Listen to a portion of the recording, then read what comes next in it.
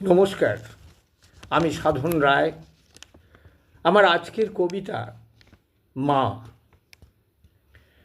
মা শব্দটি শুধু সম্পর্কের পরিচয় নয়, এক অস্তিত্বের গভীরতম উৎসের ইঙ্গিত। এই কবিতায় মা কোনো নির্দিষ্ট রূপে আবদ্ধ নন। তিনি রক্ত মাংসের সীমানা ছাড়িয়ে এক চিরন্তন সত্তায় রূপান্তরিত হয়েছেন। এখানে মাতৃত্ব মানে শুধু স্নেহ বা ত্যাগ নয়, এ এক নীরব নির্মাণ প্রক্রিয়া, যার ভেতর দিয়ে আমি নামক সত্তার জন্ম বিকাশ। কবিতাটি সেই অদৃশ্য বন্ধনকে খুঁজে ফেরে, যেখানে ব্যক্তিগত অনুভূতি মিশে যায় দার্শনিক অন্বেষণের সঙ্গে।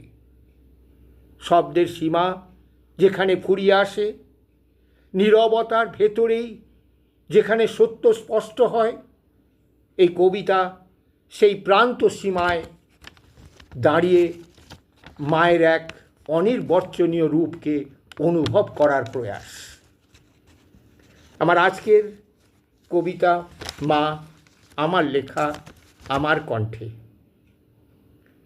মা না, কোনো সম্পূর্ণ বাক্য নও তুমি। ভাঙা উচ্চারণ, থেমে যাওয়া শ্বাসের ভেতর যে অর্থ বেঁচে থাকে, সেই তুমি। আমি একটি ধার করা শব্দ, নিজেকেই বারবার ভুল পড়ি। তুমি অপাঠ্য মূল পাঠ, যার প্রান্তে এসে সব ভাষা থেমে যায়। জন্ম একটি সাময়িক ব্যাখ্যা, বিলয় আরেকটি ভুল অনুবাদ, মাঝখানে তোমারই নীরবতা নিজেকে চিনে নেয়।